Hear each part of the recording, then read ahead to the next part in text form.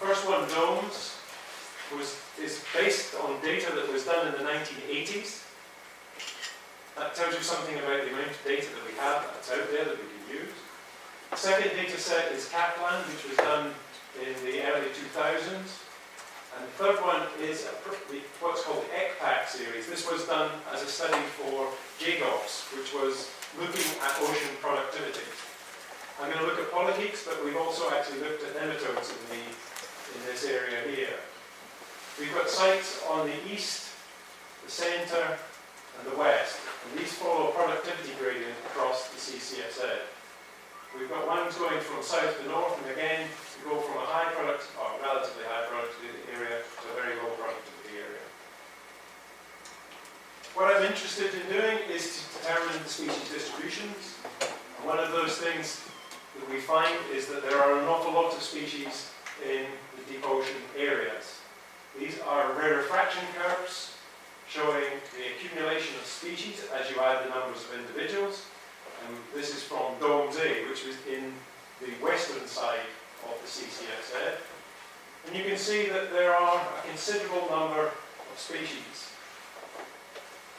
We can analyze this again by looking at what the predicted number of species would be by running it through several analytical programs. And as you can see, we've got an accumulation curve of species here. This top curve is the prediction based on modeling of what numbers of species we would ultimately expect to find in this region. So we're talking about about 140 species. We look at that and we see that with over 47 samples, we still haven't quite reached that. But interestingly, at about 30 samples, you have got more or less 90% of the species that are present. So there are a lot of species that we have to deal with. We have to therefore make sure the taxonomy is correct. We want to ask a very simple question: are these same species found in all areas? The reason we want to look at that is because are we looking at basically one species pool, effectively the same species spread across the whole of the CCFZ? If you then go to one area, what the fauna in that one area is actually a subset of the whole species regional pool. Basically, these are nested samples. The reason we want to know that is that the potential risk from mining of extinction, of causing an extinction in species, is actually low to moderate if the species are fundamentally distributed across the whole of the CCFZ. The alternative is that the species composition changes with increasing distance, so that the fauna at one end of the CCFZ is actually different to the fauna at the other end. Here, the potential risk of extinction becomes moderate to high. And it's ultimately the risk of extinction that is the important question that we're asking in terms of biogeography.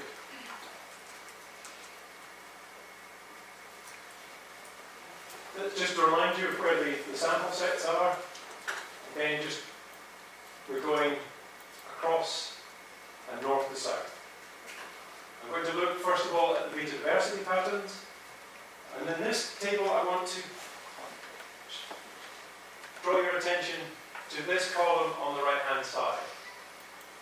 This is the nested estimate. Now we've run this through, this is work that Lonnie and I did.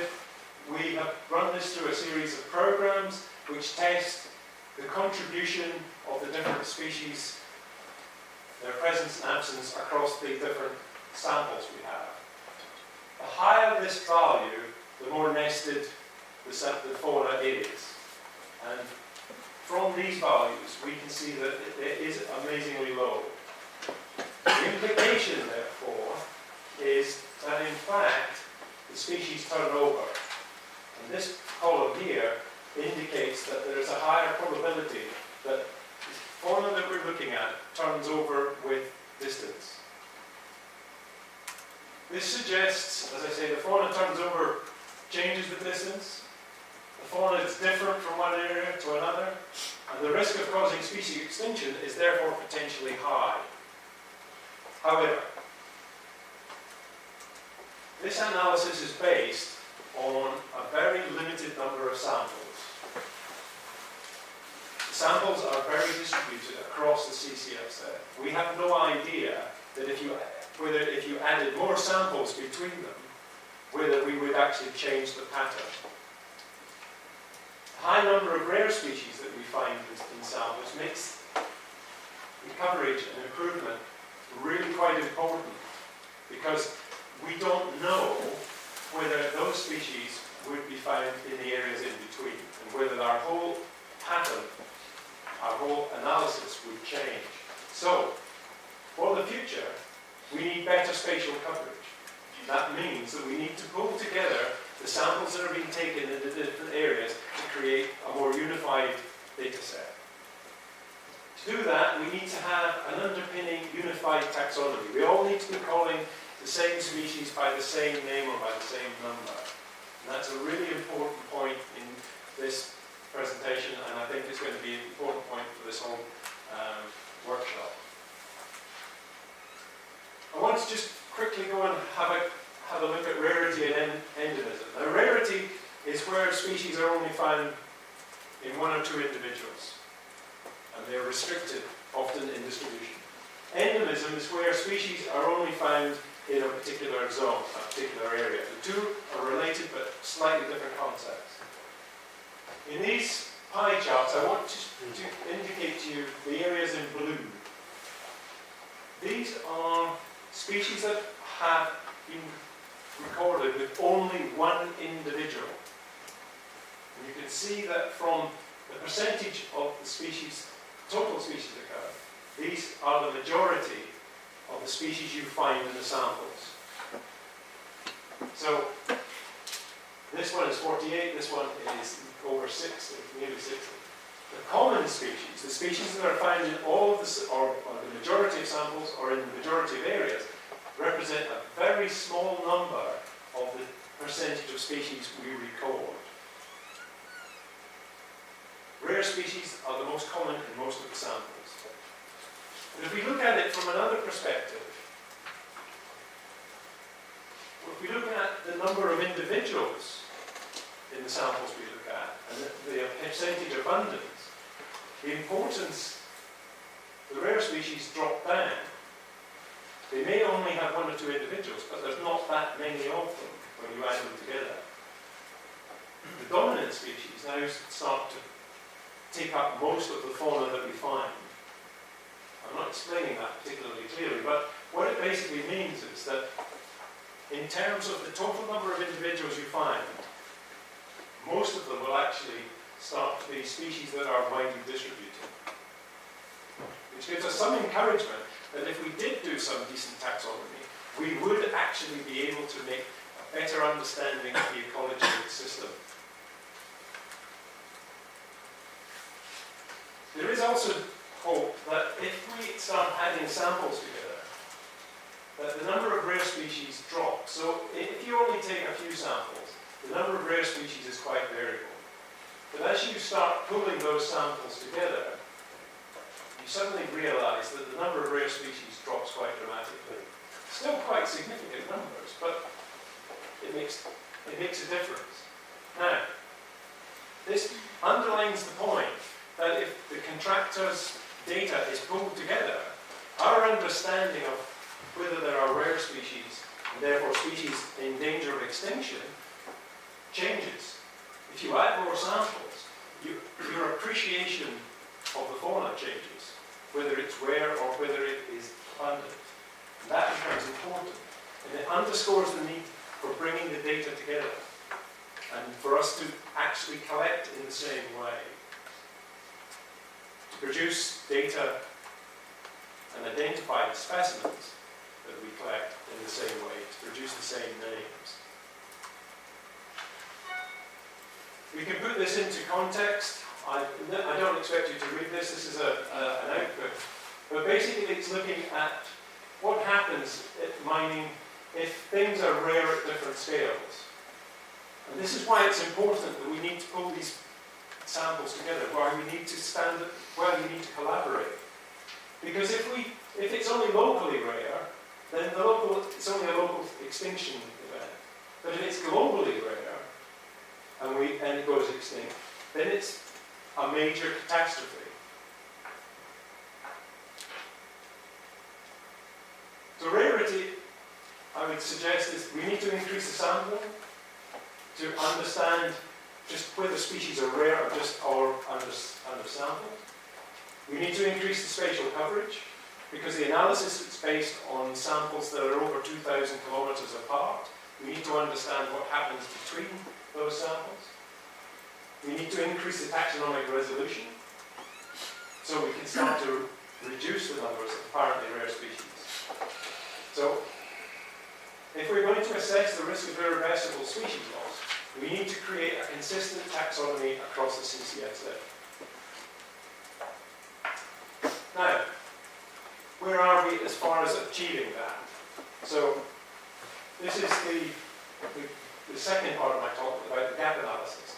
This is the MIDAS project. And in the MIDAS project, we looked at what is the state of taxonomy at the moment. So, what keys are available, where are the collections, and what mechanisms there might be for exchanging information between contractors and researchers. We looked at sampling, we looked at the sample coverage, are molecular samples being taken, sample standardization, are the same approaches being used, and then we looked at biogeographic data. What is the current knowledge on the evolutionary and ecological drivers of biogeographical patterns? We did this by creating what I call a knowledge grid. And basically, we did a knowledge grid for all of the areas that are potentially subject to mining. This is for the CCFZ. We did it for each of the major fauna categories. But the one I want to concentrate on at the moment are the microfauna here in blue. So, in terms of taxonomic knowledge, it is limited. There's only a few taxa where we have formal taxonomic information. Most of this is done to the level of Operational Taxonomic Unit, OTU. The OTUs are basically species A, species 1, whatever it happens to be. Very difficult to compare somebody's species A with somebody's species 1. And that's a major problem at the moment. The collections, there are a few, but most of them are not available for study by other experts. So effectively, they're unavailable. There are currently no exchange mechanisms or intercalibration exercises to standardize our taxonomy across the CCSF. I did a very quick and dirty gap analysis at a meeting in Jamaica about 2 years ago, where we looked at what macrofauna studies were being done in the various contracted areas at that time. And as you can see, some of the areas, there is absolutely no data at all. So we have some major gaps in terms of coverage, in terms of any sampling being carried out. When we look at the taxonomic levels here, everybody's identifying to a particular level, usually family. Some people are going further, but some aren't. So there is a difference between some of the contractor areas in terms of the amount of taxonomic information that is available. So that's fairly limited. In terms of sampling standardization, we know that there's not many molecular samples being taken at the moment. And we also know that new pieces of gear are being brought in to analyze and to get samples for other kinds of studies. But not all of the contractors are using this kind of gear. When we look at biogeographic data, in fact, there's very little. Some of the analysis I've just presented with you is probably the most up-to-date, most recent analysis of biogeography patterns. If we're going to do something about that, what are the sorts of things we could do? These are suggestions. I'm not suggesting all of these would be taken up. But we actually need to start thinking about taxonomic workshops on key groups. We need some sort of clearing mechanism to enable taxonomic resources to be targeted, to be married to those places, to those areas where people want to have some support and need some support. We need some sort of infrastructure to bring some of this data together, and that's going to be dealt with later on. Collections need to be deposited in recognised institutes with open access. Collections are really important, and Tammy Horton will explain some of the issues around that later on. We need to think about standardized sampling in terms of the new gears that are coming on, some of the advantages and disadvantages of using those. And most of all, I think we need cruises focused on biology. All too often the cruises are focused on a mixture of geology and biology. That's because we're looking, in the first part, because of the mineral resource. But ultimately, what's going to get affected by this is the fauna. And if we don't start targeting on the biology, we're going to be lagging behind with geological knowledge, as we are at the moment. We need to think about sampling beyond the exploitation zones, looking at the links between, say, for example, seamounts and nodules, to see whether the same fauna occurs on the hard surfaces that you find in those areas. The reason for that is that seamounts may be the source, maybe the refuge, for many of the fauna that actually exists on the nodules. So we need to know that. We need to make sure that the molecular samples are taken. The reason for that is that if we build up a good library, a barcode library linked to the morphology, ultimately it will save time and money when we start to monitor in earnest downstream, because then we will have a good comparison when we take the molecular sample. You will only have to take a molecular sample, compare it to the barcode library, and see if the same species are occurring. It will save a lot of time. If we're going to talk about biogeographic data, then we need to collate this information from all of these resources, and the information needs to be consistent, it needs to be of the same quality, and we need to be able to compare and analyze it in the same way. This is what I call a traffic light analysis. The projection doesn't come out quite so well as this. This is a red, amber, green analysis of the various areas that Midas was interested in that are potential for areas of exploitation. If we look at the CCFZ, you will see that it is all orange, all amber. What that means is that we have some fundamental, useful data, but there are some very significant gaps that we still have and we need to be able to fill. So, I think if we ask why taxonomy is important, it's pivotal in determining the environmental risk, but it's not just about identifications. We need to make the information about identifications available. Why do we need any sort of calibration?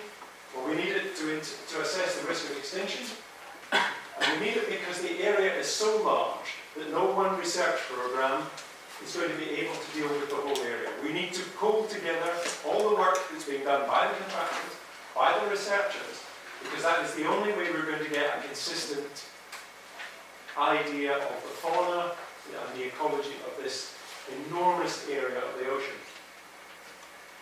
What role will new technologies make?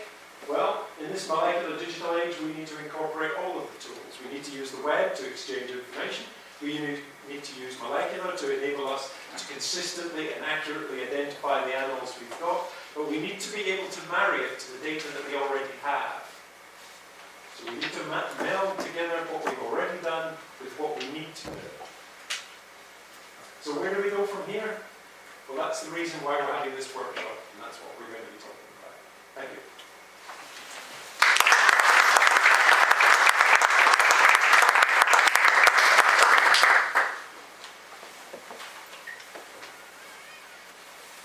Stunning silence. I'll go to soon. Thank you. Any question?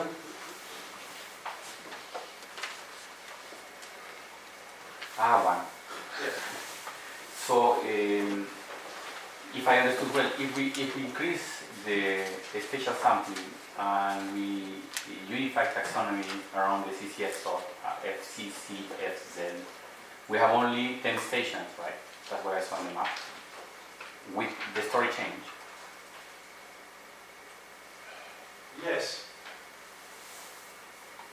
And dramatically or not dramatically? Just I can't answer that, but it will change. The problem we have in terms of looking at the fauna, particularly with the fauna changes across the CCFZ, is that the analysis I showed you is based on stations that are at the smallest about 200 kilometres apart and at the largest 3,000 kilometres apart. There's nothing in between. So we have absolutely no idea what would happen if you add it in, but it will change. More samples we get, the indication is that the number of rare species drops off quite dramatically, but it's still consistent. We need more samples to see whether we can get that to go further down.